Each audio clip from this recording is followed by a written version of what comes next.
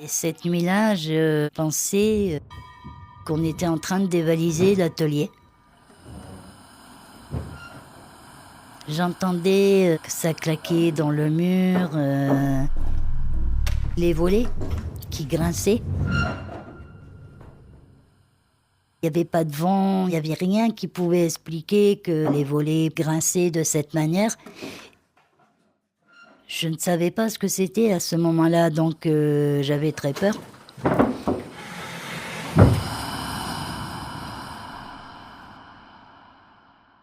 Le matin, quand je suis allée voir, il n'y avait rien qui avait bougé, quoi. Ni le volet, ni dans l'atelier. J'ai vite réalisé que c'était hanté. Je n'avais pas encore Antoine. Il est né juste 1 an après. Dès mon plus jeune âge, je voyais des choses, je ne disais rien. J'entendais des bruits sans rien dire. Il avait peur, il pleurait souvent. Et même dans mon couple, il y avait des tensions. Cette entité essayait de nous séparer. Je suis restée 5 ans dans cette maison. Ça a été difficile. La journée, il ne se passait rien. C'était que la nuit. L'insomniaque. Des immersions dans les mondes nocturnes. Tu dors ? Ouais, plus maintenant. J'ai l'air de dormir là ? Ça fait 50 ans que je dors plus. Allez, lève-toi, on sort. Un podcast Arte Radio par Camille Juzo. On sort le jour, donc, et la nuit. Pourquoi on ne sortirait pas ?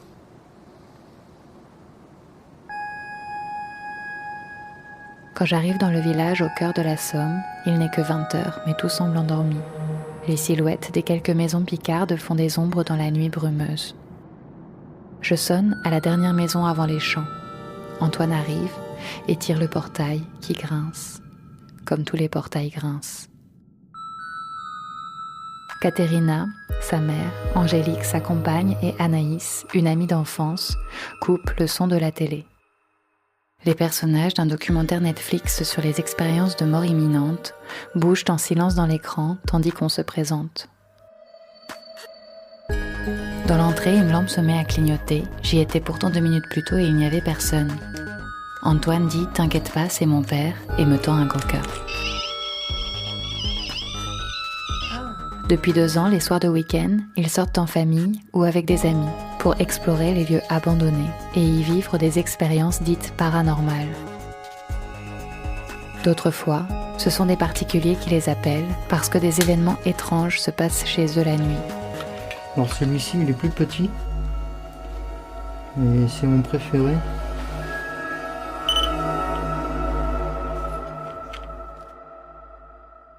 Pour ce soir, ils ont prévu qu'on se rende à 10 minutes d'ici, dans un village voisin, là où Caterina a vécu quelques années, là où Antoine est né. Là où elle est sûre de pouvoir entrer en contact avec les défunts du lieu, puisqu'elle les connaît bien. On arrive dans l'eau orange. Avant de partir, on a déjà des manifestations.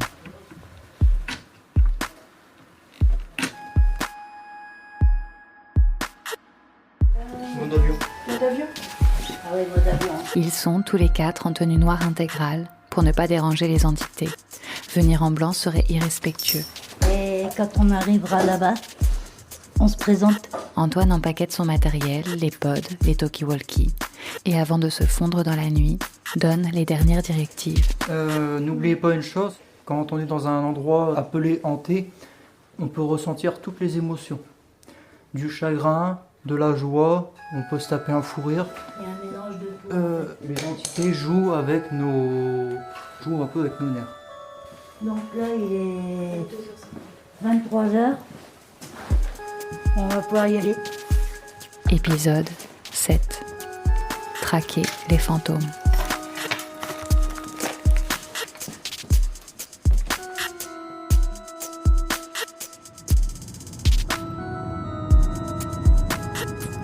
Même les routes sont fantômes. Là, on vient de passer devant une plaque mortuaire. On se serre tous les 5 dans la Twingo d'Anaïs. La nationale file tout droit, bordée par des platanes, seulement éclairée par la lumière blafarde des phares de la voiture. Il y a pas mal de chemins médiévaux. Le bout de la route est dans le noir. Ça fait comme un tunnel sans fin. Il y a eu aussi la bataille de Crécy contre les Anglais en 1346. La Première Guerre mondiale, la Seconde. Donc sous nos pieds se trouve un nombre incalculable de morts. Ces coins-là, les routes sont assez étroites et à chaque fois il y a des arbres sur les côtés. Il y a aussi beaucoup d'accidents et de morts à cause de ça. Si on boit un peu, c'est sûr et certain, on se crache là. Ma mère a décidé de prendre une petite maison sur la route nationale, une petite maison blanche. Et parfois, Il y a beaucoup de routes comme ça. il arrive de voir des ombrelles, des ombres blanches, Oui. une forme humanoïde près d'un arbre. Un soir, on regardait un film avec ma mère et puis ma sœur. Et j'avais un petit portant qui était collé au mur, en haut à l'étage. Et à 2 ou 3 mètres, il y avait l'escalier, donc il y a quand même un sacré écart. D'un seul coup, on a entendu quelque chose glisser et on a vu le portant débouler les escaliers. Et puis des petits bruits qui s'enchaînaient par-ci par-là ou des objets qui tombaient. C'est pour ça qu'on a décidé de partir de cette maison. On n'a pas eu la réponse tout de suite, mais au final, le terrain où on habitait, c'était un ancien cimetière à moutons. Alors là, ça va être un... C'est là ? à gauche, ouais, dans les bois.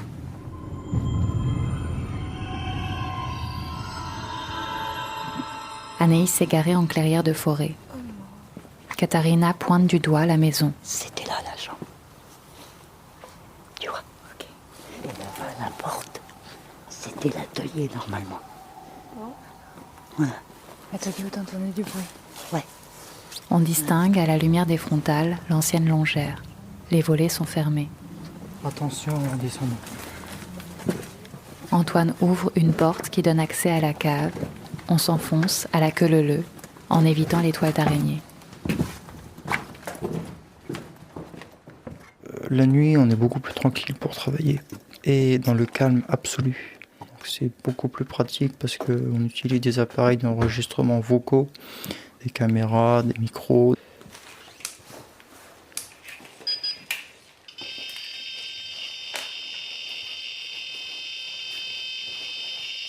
Merci, merci, merci. Bonsoir, je me présente, je m'appelle Antoine. J'ai grandi ici et je suis venu rentrer en contact avec vous. Je suis en présence de Katharina, de Angélique, de Anaïs et de Camille. N'ayez aucune crainte, nous sommes inoffensifs.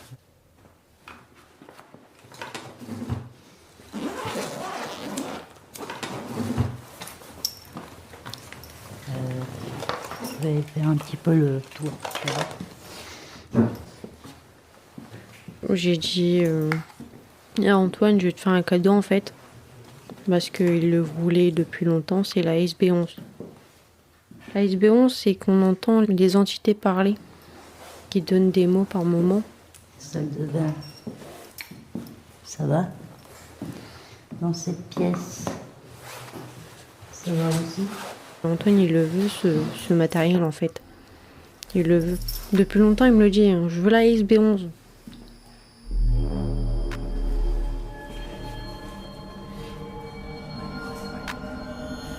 Katharina a allumé une bougie blanche dans chaque pièce. La cuisine, le salon, une chambre d'enfant et une chambre d'adulte avec un lit double. Les pièces sont presque vides, restent pourtant quelques objets. Une vieille carte de France, un canapé affaissé, une table, de la vaisselle dans la cuisine.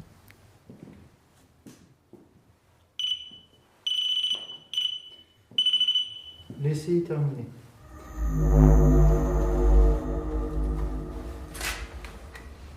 Est-ce que vous êtes parmi nous? Oui, à droite, non à gauche?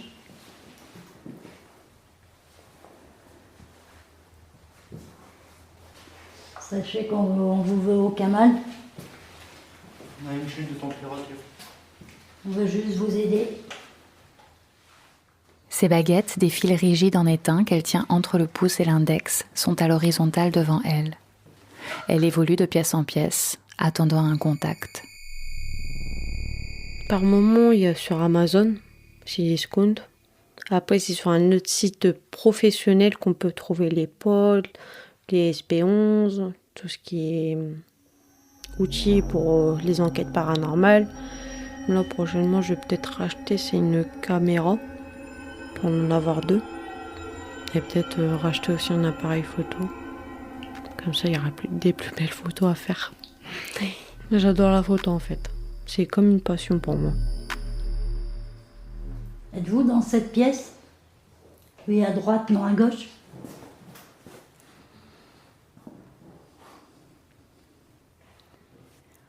Je ressens une présence. Est-ce vous?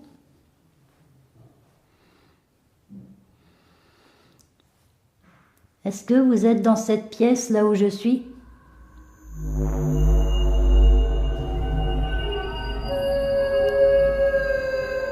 On rentre dans des lieux hantés pour non pas chasser les entités, mais dans un premier temps les comprendre, les écouter, les voir aussi.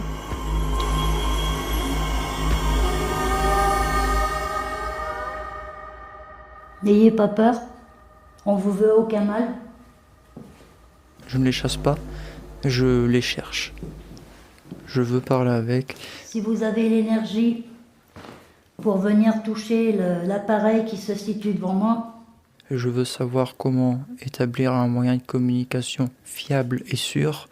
Parfois les aider à partir, quand on peut. prenez votre temps.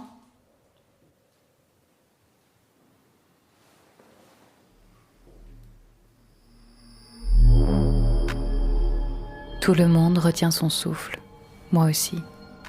Mon regard se balade de Caterina à Antoine, puis sur la batterie de mon enregistreur, car on m'a dit que les entités pouvaient puiser leur énergie dedans. J'en ai un autre de rechange dans ma poche au cas où, mais pour l'instant, rien d'anormal.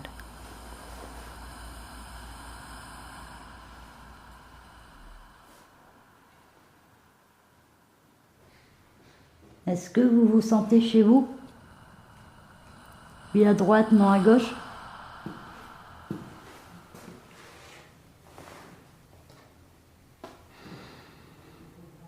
Oui.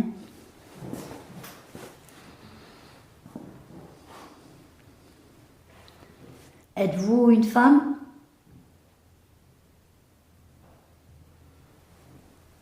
Non.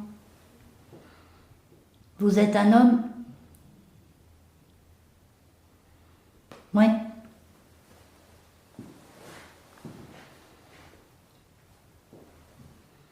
Pour l'instant, je fonctionne avec le pendule et les baguettes, qui marchent très très bien, hein. Elle a l'œil pour voir l'ombre. Elle sait très bien comment trouver l'entité. Pouvez-vous faire du bruit?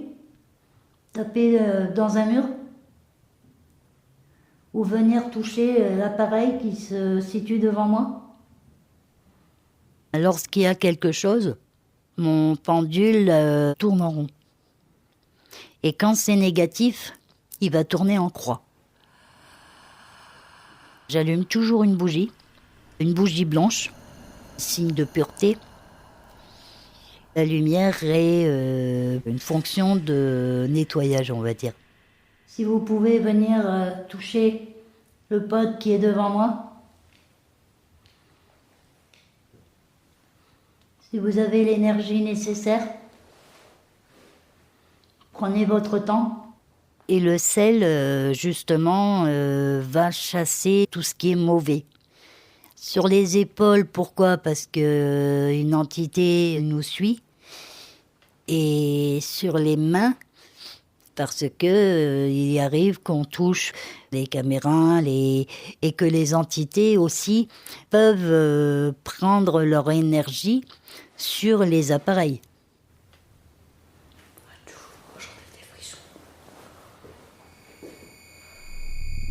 Que puis-je faire pour vous aider? Vous pouvez avoir des frissons, Je connais les lieux un souffle derrière l'oreille, et je pense que vous me connaissez. lorsqu'il n'y a aucun courant d'air. On s'est déjà croisés. M'avez-vous reconnu? Oui, à droite, non à gauche. On partage un repas et d'un coup, plus un bruit. Merci.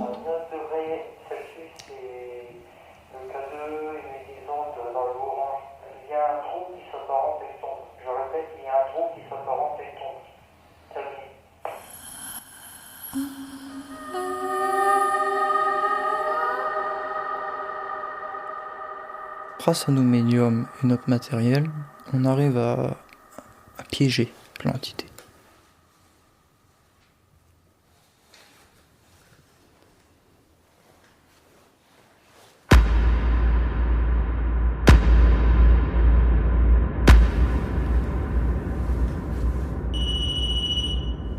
Merci. Gentil à vous d'avoir trouvé l'énergie. Que puis-je faire pour vous aider? Une entité, c'est quelque chose qu'on ne voit pas, que l'on peut percevoir sous forme de spectre, Les spectres, c'est surtout après un deuil. que l'on peut percevoir sur une image. Ça peut être aussi une orbe blanche. Comme dans le monde terrestre, le monde de l'au-delà, il y a les gentils et les méchants.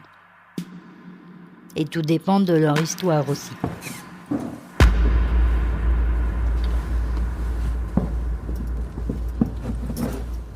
On est midi à 13h44, il y a quelqu'un ici? L'étage, c'est un grenier, des poutres en bois, de la poussière. On fait gaffe à nos pieds car il manque des planches, ci et là.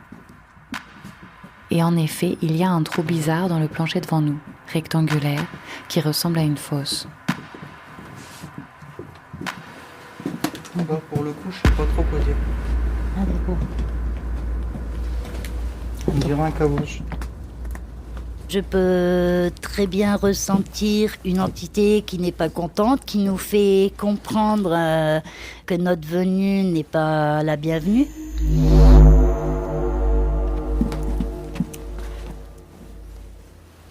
Il t'a poussé? Lutte. Je peux me sentir bousculée. On redescend à 7 degrés, ça veut dire qu'il est avec nous.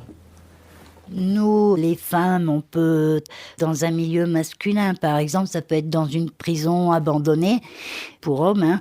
Si on passe trop près des cellules, ressentir une main pas loin de nos fesses.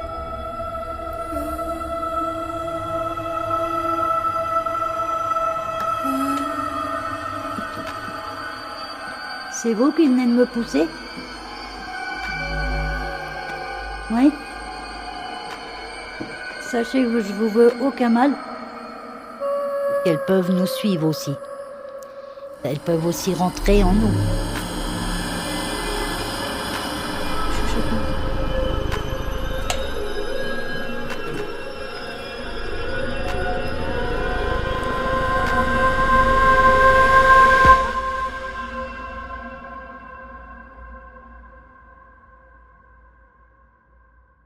Oh mon Dieu!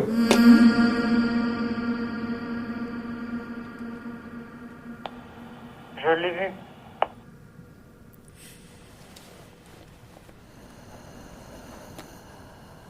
D'accord, reçu.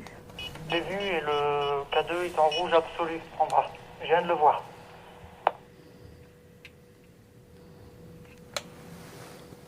Ça a bougé énormément.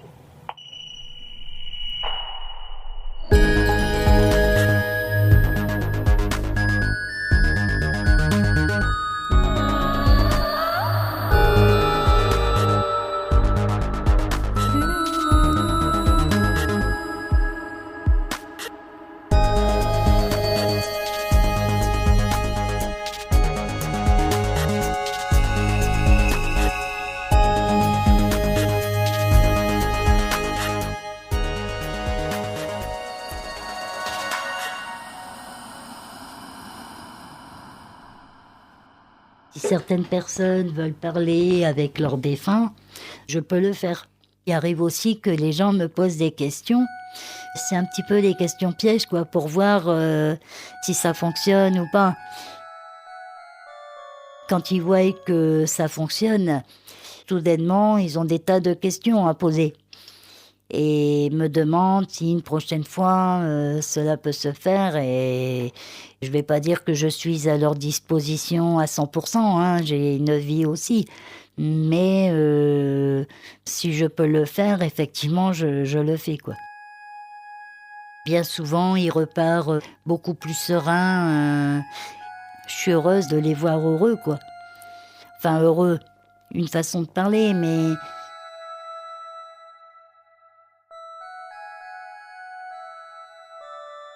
La photo, j'ai commencé en été 2020. Et c'est là qu'Antoine m'a trouvé sur les réseaux sociaux, donc... Ah, il y a un lien avec votre début d'Histoire d'amour. Oui, voilà. On s'est vu plusieurs fois, donc notre relation, elle a commencé à fonctionner. Et du coup, ta curiosité pour le paranormal, elle a grandi en même temps que l'amour pour Antoine. Oui, voilà, tout à fait. Et est-ce que le reste de ta famille, est-ce qu'eux, ils y croient? Pour eux, c'est pareil, mais un jour, s'ils croisent une entité ou bien un spectre, bah là, ils auront la réponse. Je suis plus trop en relation avec ma famille. C'est ta décision? C'est un peu personnel. Notre association elle va se développer de jour en jour. Anthony sera fier de lui. Il l'a créé pour lui, pour sa mère, pour communiquer avec son papa. Pour ma part, essayer de communiquer avec ma famille qui sont décédés.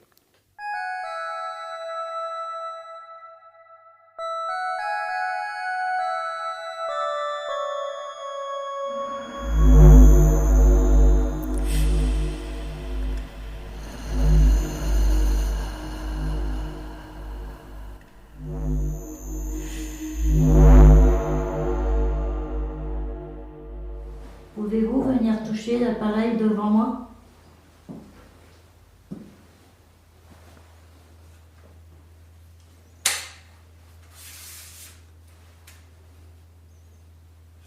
Et après ça, je vous aiderai à partir, à quitter ces lieux.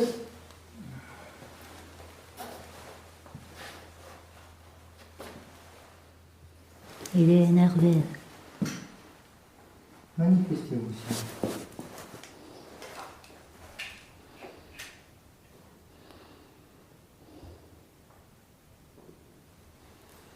Vous avez fait un pas? Non. Il y a un pas lourd là-bas. Personne n'appelle pas. Non.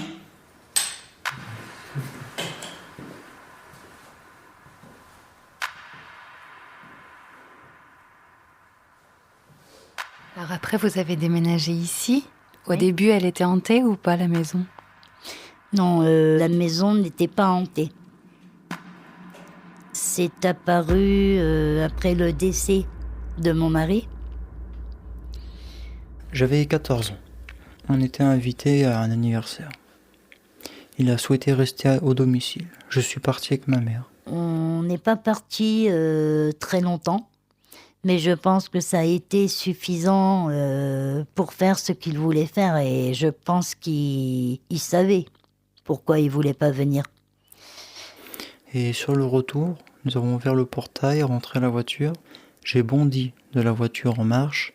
J'ai couru et j'ai vu mon père bleu mort dans le couloir. Les secours sont venus, malgré ça, malgré la réanimation, malheureusement, le médecin secouriste nous a annoncé son décès. Et ça a été après l'enterrement que ça a été les premières apparitions. Antoine l'a aperçu 2 ou 3 fois dans le couloir. La première nuit où j'ai redormi dans la maison, j'ai dormi avec la porte de ma chambre ouverte Et je me suis réveillé et j'ai vu l'ombre de mon père apparaître. C'était un homme qui avait toujours des polos à rayures noires et blanches. J'ai vu les rayures du polo en premier, le short beige, et après j'ai levé les yeux et je l'ai vu.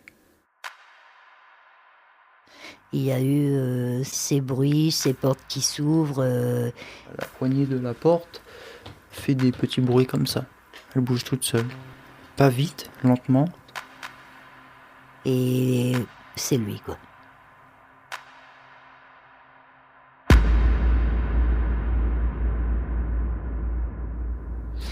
J'ai vu son spectre, là où il est assis d'habitude, au bout de la table. Il m'arrive de lui parler. J'ai des réponses. Là, dernièrement, c'était un bruit de pas très lourd. Même au travers d'Antoine. Parfois, c'est pas Antoine que je vois, mais son papa.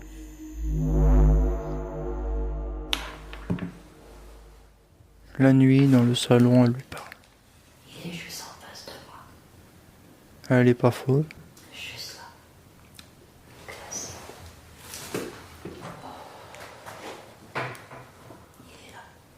À l'aide d'une bougie rouge et blanche, les flammes vacillent. Les flammes, sans courant d'air, vont dans tous les sens. Et elle arrive à parler à mon père grâce à ça. Plus la nuit, quand je suis toute seule, j'aime bien le silence. Car les entités sont dans le silence. Sont seules. Je parle presque de tout et de rien. Je remémore les souvenirs. Je lui parle de notre fils. Je vois son visage ou sa silhouette entière, quoi.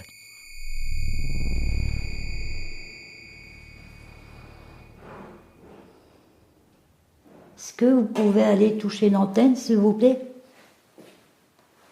pour montrer votre présence ?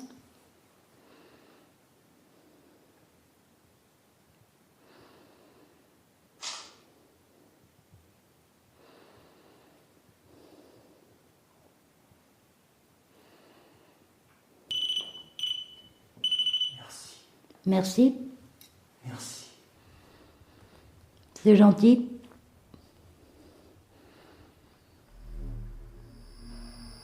Tant que nous sommes dans la maison, il ne nous dérange pas. On ne le dérange pas. Sinon, je pense qu'il me l'aurait dit. Il l'aurait fait savoir. Il protège son fils. Et il nous protège peut-être même plus de là où il est que de son vivant. Car il était très malade et avait beaucoup de mal à jouer aussi son rôle de papa. Ne pouvant pas jouer et bricoler, faire des choses avec son fils ou sa femme. Pourquoi son apparition? Tout simplement, qui n'est pas une mort naturelle, mais un suicide quelque part. C'est un suicide, tu crois? Pour moi, oui, c'est un suicide. Nous nous étions aperçus qu'il y avait 2 seringues d'insuline, dont une rapide qui s'était injectée. Tu lui en as pas voulu? Je ne lui en ai pas voulu, je l'ai même compris. Non, je lui en veux pas. Non, je lui en ai jamais voulu. Je continue de lui parler et je lui parlerai toujours. Et je sais que j'aurai toujours les réponses. Est-ce que tu lui as demandé s'il voulait partir comme tu le fais avec d'autres personnes ou pas? Pour l'instant, non. C'est une présence dont on a encore besoin. Et mon fils et moi, nous n'avons pas encore fait le deuil. Le fait de sa présence, de cette manière, nous fait du bien quelque part, nous rassure.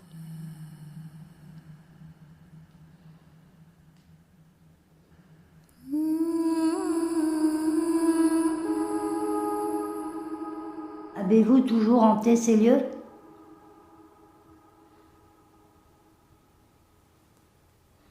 Oui.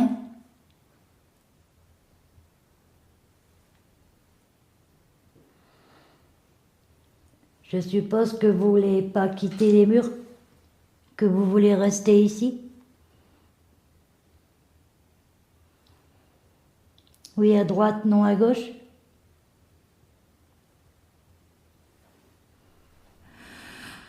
Oui.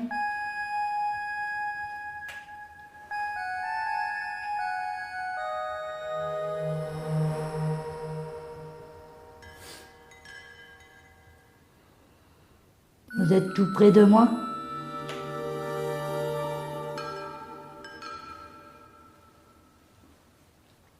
Pouvez-vous de nouveau toucher l'antenne?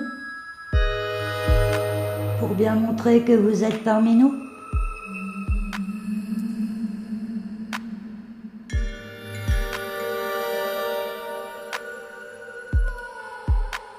Vers 5 heures, Katerina décide de lever le camp. L'entité a pompé son énergie, nous dit-elle, et de toute façon, elle n'est pas prête à partir. Il faudra revenir et réessayer. En rentrant, ils sont tout excités par ce qu'ils ont vu. Les potes qui clignotaient, les baguettes qui s'agitaient. De mon côté, j'ai pas eu froid et j'ai pas eu besoin de changer de micro. La batterie tenait comme d'hab. Oui, j'ai vu les potes s'allumer, mais ça restait fugace. Je leur en parle et je vois dans leur regard que ça les déçoit. Ils me disent qu'il y a des gens comme ça qui sont pas réceptifs. Ou bien, les entités ont été gênées par ton micro. Je sens qu'ils me prennent pour une sceptique. De retour chez moi le lendemain, j'en parle à mon ami qui me dit « Tu t'attendais à quoi? Voir un fantôme ?» Bah oui, peut-être bien. N'empêche que j'ai mis du gros sel sur mes mains et mes épaules avant de me recoucher de jour pour récupérer de cette nuit hantée.